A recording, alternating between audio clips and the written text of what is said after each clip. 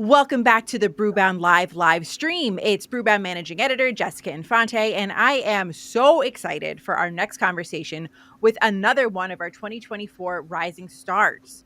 Joining me now are Denise Ford Sabadogo and Leo Sabadogo, the co-founders of New Jersey's Montclair Brewing. And anyone who listens to the Brewbound podcast knows I have basically made being from New Jersey like 80% of my personality. So I am thrilled to have these guys on.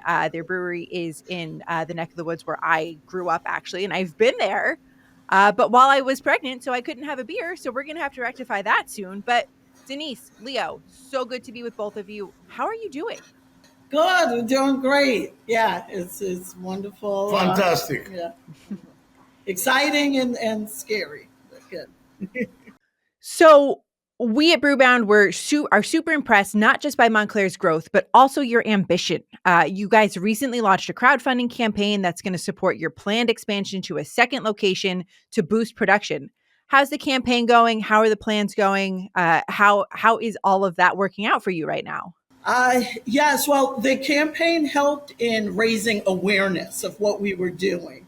As far as raising funds, we actually had to take a pivot because of the state and bring it to our attention that there's some laws that actually does not allow us to do that anymore.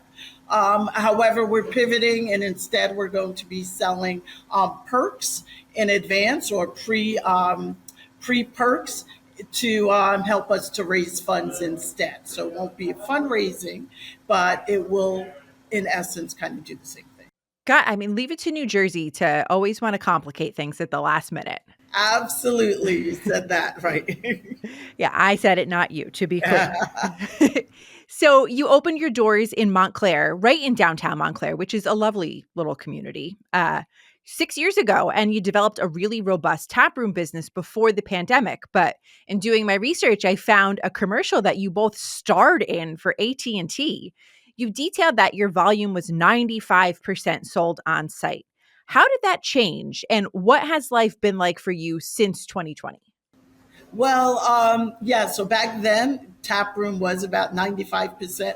Now, our tap room is about 70%, and our distribution is maybe around 30%. So since then, we signed on a great distributor in New York. So our beers are like all over New York, especially in all the Whole Foods stores. So our distribution is what has increased. And that's kind of the reason why we're expanding as well.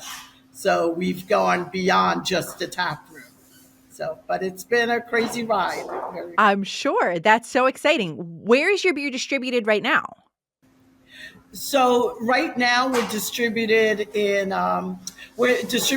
retail. So like I said, at Whole Foods, the only two that's permitted in New Jersey to actually sell beer, but then at all of the Whole Foods in the state of New York. We're also in a couple Total Wines, Bottle Kings. We're in a select few restaurants and bars and craft bars throughout New York and New Jersey, and also at our tap room, of course. So, Leo, you're from West Africa. Denise, you have Jamaican roots. Many of Montclair's beers use ingredients and flavors from those cultures. What are some of your favorite ingredients to brew with? Well, some of my favorite ingredients are ingredients that come from West Africa. I believe that taste should be and flavor should be shared. Ingredient also should be shared. So my favorite ingredient to brew with is the baobab fruit. The baobab fruit is the fruit of life. In fact, they call that tree the tree of life. It is one of the biggest tree in West Africa and also around the world. So these are the kind of the fruit that I love to brew with. What does that fruit taste like? What could you compare it to? That fruit is little citrusy and little tart and a little bit sweet. It's hard to describe the taste of that fruit because no one in the U.S. ever probably try it. Maybe people that dare to try different things probably would know the taste of that fruit. But it tastes interesting, and also it is one of the most packed vitamin fruit I can find around the globe. Denise, before we started recording, you were telling me and my teammate here about one of the beers that you have on right now that you're just loving, one of your sours. Tell us about it. Yes, it's our cherry fresh. It's sour. So we don't have it all the time. So when we do, it's super special. And lots of time people are always coming in asking for sour beers. So I like it because it's not super sour. It's very approachable. It's easy to drink. It's almost like you're drinking a juice. So it's really nice because yeah, I really like it. Very well balanced.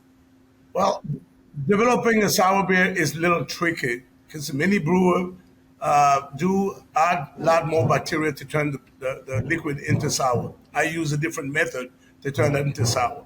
So that's all I have to say. That's why it's very interesting to drink, and it doesn't increase the level of bacteria in my brew house. So I can brew into a tank and then brew another beer into that tank. So certain brewery that brew sour beer can only do on exclusive tank and brew exclusively a sour beer into that tank. I don't do that.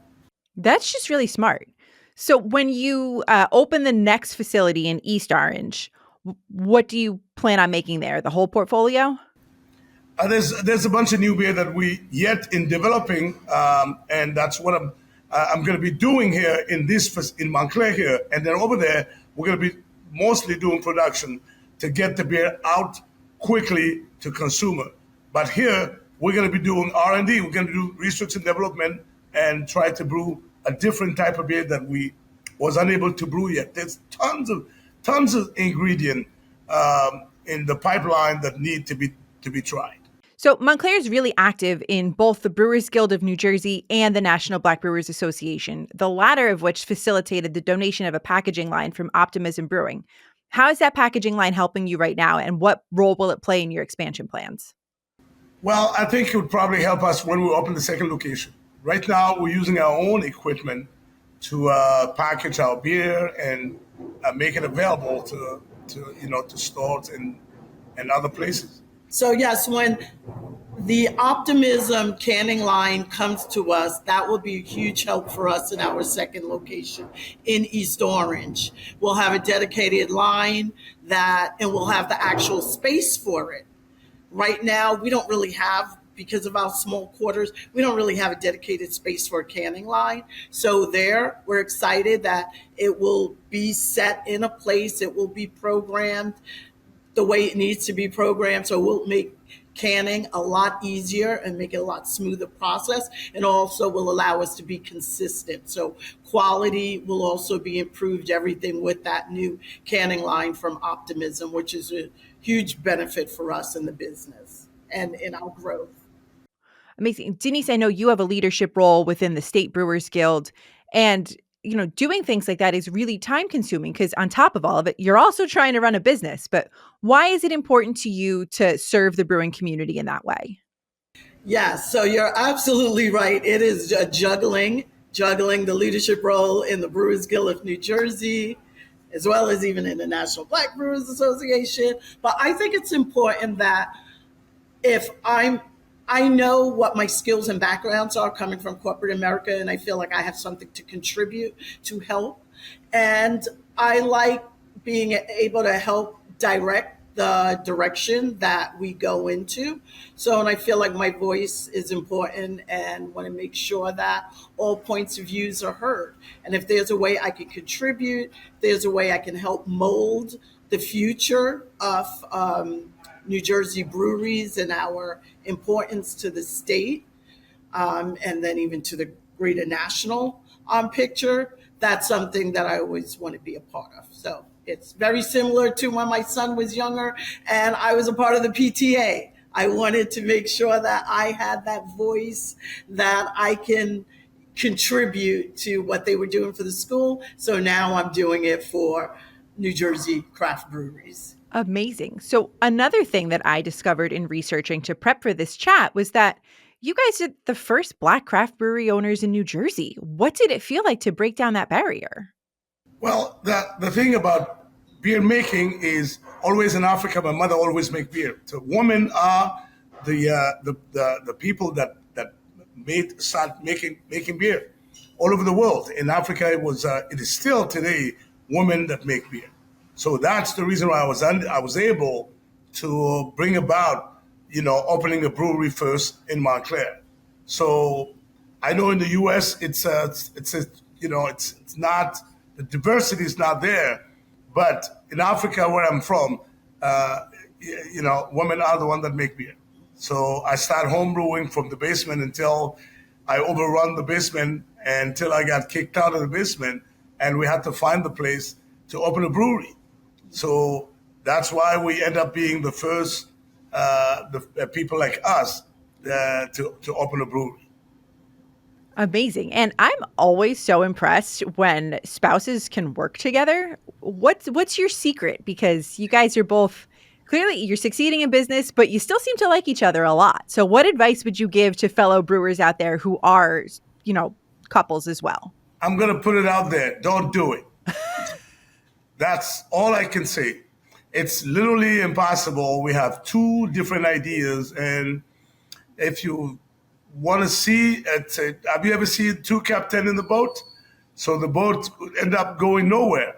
So don't try to do it. We manage. It has to be managed. It has to be managed when two people have two different vision. You have to manage. These are the secret. You manage and you make concession. It's like Republican and Democrat. You have to make concession. If it works, it works. If it doesn't work, you keep on moving. But to anybody that want to do it, it's very, very, very risky. I'm sure. Yeah, But right. And I would add just having that separation of who does what helps, so that you don't feel like you're on top of each other. So it's like, okay, you handle production, then that's what you do. You handle marketing administration, then that's what you do. Certain things that are huge that cross over, then we can discuss those together, make sure we're both on board with it. But it is nice having that separation of responsibilities that makes things a little bit easier to manage when you have that. But yeah, terrific as Leo said, advice. it's not easy. So we're not going to say it's easy, but it's not easy. But it's doable. It depends on what you want out of it. Yeah, I'm sure it's worth it. Well, guys, we are so excited to see what 2025 has in store for Montclair, for both of you. We're so impressed with you, and we just can't wait to see what's next. Thank you so much for joining me for this chat. Anytime. Thank Thank you. you, thank you guys so much for shedding a light on what we're doing. We really appreciate it, and it's an honor to get this recognition. So thank you.